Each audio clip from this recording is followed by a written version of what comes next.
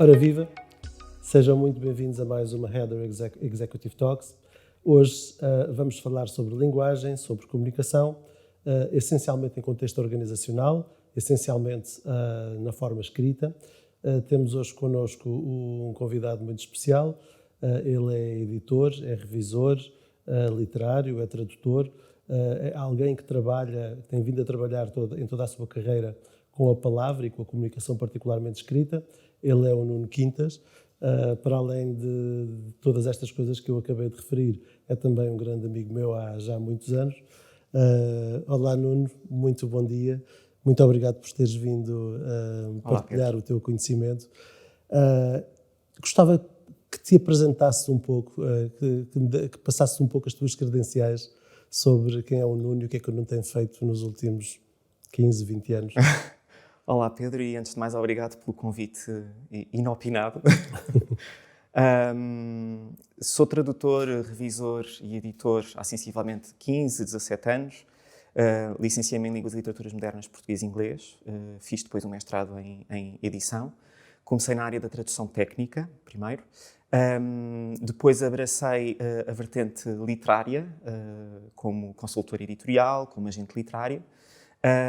E há sensivelmente 6, 7 anos sou freelancer e faço parte do coletivo de edição Caixa Alta, com a Madalena Caramona e o Guilherme Pires. E trabalhamos com editoras, é o nosso trabalho mais visível, por assim dizer, tradução, revisão e edição. Mas também trabalhamos com empresas, esse é o trabalho mais invisível, não é? Menos público. E trabalhamos justamente a vertente de comunicação em forma de texto. Ok. Então, como as pessoas que já viram outras edições anteriores sabem, esta é uma conversa sem guião, portanto, vai ser levada ao sabor das palavras, não do vento. E se calhar vou fazer-te uma pergunta que não estavas à espera, mas em contexto literário, assim como uma pequena curiosidade, podes dizer-nos algumas das obras que traduziste, que reviste, que gostasses de lançar para cima da mesa? Pergunta inesperada, sim. Já traduzi a Judith Butler, uma grande autora na área dos estudos de género. Já traduzi o Elliot Weinberger, já traduzi Brian Dillon. Já revi muitos autores portugueses, caso do Afonso Cruz, por exemplo, do João Tordo. E faço também revisão de tradução. E agora são apenas alguns dos nomes que me ocorrem. Em contexto organizacional, para além dos famosos relatórios e contas das organizações, que outro tipo de trabalhos é que tens desenvolvido? Na verdade, relatórios e contas são uma pequeníssima parte do trabalho de texto que se faz numa organização. Porque trabalhamos desde posts de Facebook, publicações nas redes sociais, qualquer tipo de brochura, de panfleto, portanto, qualquer texto que uma organização produza, que vai desde o discurso do presidente da empresa até a um folheto. Portanto, o relatório e contas é mesmo só um pedaço desse trabalho que nós fazemos de edição. No dia-a-dia, numa organização, estamos a falar, a Header trabalha muito no contexto mais, numa plataforma mais executiva. Qual é a importância da linguagem e da comunicação em contexto organizacional e depois, se quiseres especificar até mais um pouco no segmento executivo?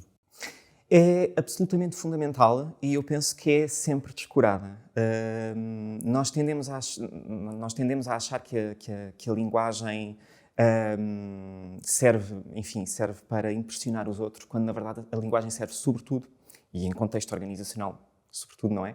Para comunicar, para expressar aquilo que queremos dizer. Portanto, a linguagem, no fundo, é o nosso cartão de visita. Diz quem somos, mas diz sobretudo aquilo que queremos transmitir. E, portanto, uma comunicação eficaz implica sempre que utilizemos a linguagem de forma clara e eficiente, sem arrebiques, sem às vezes... Muitas vezes pensamos ou não distinguimos os contextos de comunicação. Queremos escrever um e-mail como se fôssemos o Essa de Queiroz e eu gosto muito do Essa, mas os romances do Essa têm o seu lugar, não é? Um mail, um relatório, uma brochura, têm tempos de leitura diferentes e correspondem a contextos de comunicação diferentes. Logo, isso significa que nós vamos usar a linguagem também de formas distintas, mais ou menos imediatas, ok? A questão dos tempos de leitura é muito importante, porque quando nós lemos um livro, isto pegando no caso da revisão do trabalho editorial, quando nós lemos um livro de 300 páginas, temos todo o tempo do mundo. Portanto, nós podemos dar-nos ao luxo de construir, por exemplo, frases mais complexas, de usar um tipo de palavras mais complexo também. Quando nós lemos um panfleto, quando nós lemos um e-mail, esse tempo de leitura é um tempo de leitura muito curto. Portanto, a linguagem tem de ser utilizada de forma muito eficiente, tem de chegar ao seu destinatário da forma mais imediata possível. Ok, então, a ver se eu percebi bem, devemos comunicar para passar a mensagem e não para impressionar quem nos ouve. Basicamente é isso. Também, hoje em dia, vivemos uma altura em que se fala muito no uso dos estrangeirismos e de algumas muletas que depois se tornam quase um clichê na comunicação. Será que nos podes falar um bocadinho sobre isso? Sim, esse é um grande problema. Até aos anos 70, 80, o francês era a segunda língua em Portugal, por assim dizer, não era a língua que mais influenciava o português. A partir dos anos 80, e a nossa geração já é filha do ensino do inglês e da massificação do inglês, o inglês como língua franca, o inglês invadiu de tal forma a nossa cultura, isto de resto não é um problema exclusivamente português, é um problema global, que damos por nós a falar português, às vezes um português, a única coisa que existe em português nas nossas frases são os artigos, porque estamos sucessivamente a utilizar palavras em inglês e muitas vezes palavras que são absolutamente desnecessárias na nossa língua e que tornam a língua opaca. Nós não percebemos isso, porque estamos tão habituados a comunicar em contextos fechados, entre colegas e entre pessoas que são do mesmo setor, com essas palavras, mas não percebemos quando estamos a comunicar para fora da empresa, as pessoas não percebem necessariamente o sentido daquelas palavras. Há palavras tão comuns e por vezes já agora nós pensamos que a palavra inglesa tem um sentido qualquer que em português não tem, quando não é de todo verdade. Uma palavra como budget, por exemplo, que estamos permanentemente a ouvir, não é? Tenho de fazer o budget, tenho de rever o budget, isto não cabe no budget. O budget não é mais do que um orçamento em português. O coffee break não é mais do que um intervalo ou uma pausa em português. Portanto, há imensas palavras que tornam a linguagem, de facto, mais opaca. Além de eu acreditar que devemos defender a língua, sou um defensor da língua portuguesa, a opacidade da linguagem torna-se mais grave, de facto, quando nós saímos desses contextos fechados, em que as pessoas nos entendem no dia-a-dia, e quando, por exemplo, a empresa quer comunicar com os seus clientes ou com outros destinatários que não falam necessariamente o jargão, que não falam necessariamente a linguagem que a empresa usa no seu dia-a-dia. Portanto, aí é absolutamente essencial que nós utilizemos palavras que todas as pessoas conheçam e, portanto, que tornemos a linguagem clara. É sempre a questão da clareza da linguagem. Será que isto não acaba por ser também uma moda? Como toda a gente usa o coffee break, quem vem a seguir vai usando também o coffee break, quem usa hoje em dia já não há reuniões de equipa, há team meeting, portanto, e depois também isto acaba muitas vezes por levar, pegando em várias coisas que já falámos aqui hoje, desde o falar para impressionar e não para passar a mensagem, desde o uso de estrangeirismos e de algumas palavras que se tornaram clichês e que não são necessariamente as palavras mais corretas às vezes a usar, porque eu quero-me parecer que às vezes as pessoas não sabem muito bem o significado das palavras, usam-nas, mas usam-nas incorretamente. Não sei se tens alguns exemplos que queiras partilhar. Sim.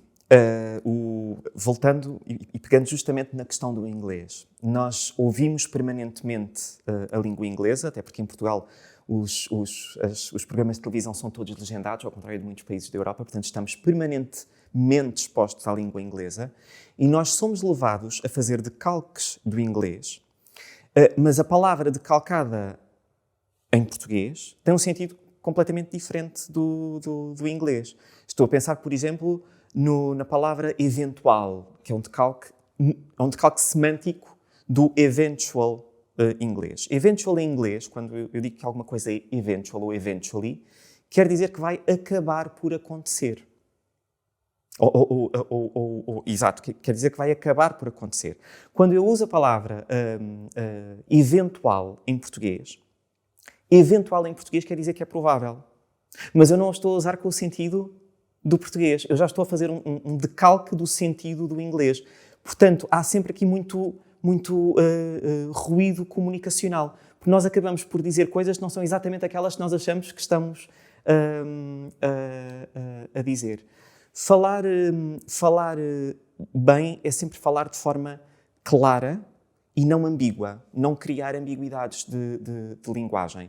E de resto esse é um problema que no trabalho que eu faço com as organizações, até porque o trabalho em organizações, ao contrário, por exemplo, do trabalho editorial, o trabalho editorial envolve sempre o texto que é escrito por uma única pessoa. Normalmente o trabalho com organizações, e o relatório de contas é um caso muito interessante, porque é um texto que envolve muitas mãos. São várias pessoas que são responsáveis por esse texto. Portanto, é sempre preciso trabalharmos a coerência do texto, justamente para que o texto fique sempre com a mesma voz. Há sempre essa dificuldade de fazer com que o texto seja coerente na voz e não esteja permanentemente a oscilar, até no estilo, não é? Portanto, essa questão da clareza e da coesão é absolutamente fundamental e tentarmos expulsar as influências do inglês e se não conseguirmos, porque muitas vezes não conseguimos, o primeiro passo para conseguirmos é de facto estarmos conscientes delas. Exatamente, muito obrigado. Há uma palavra que por acaso me faz alguma comoção, que é o mandatório. Quando nós temos em português vários sinónimos, embora a palavra já comece a aparecer nos dicionários de português, eu vejo sempre o mandatório como uma palavra importada de outro idioma. É um decalque. É um decalque do inglês e apesar de já aparecer nos dicionários, eu recuso-me a usar essa palavra em português, uso em inglês, mas em português ponho sempre obrigatório. Portanto, ou outro sinónimo, dependendo do contexto em que eu... O facto de a palavra aparecer no dicionário não significa que ela já está como que legitimada. Nós tomamos sempre essa aparição no dicionário como uma legitimação. Pronto, eu agora posso utilizar porque afinal ela já está no dicionário.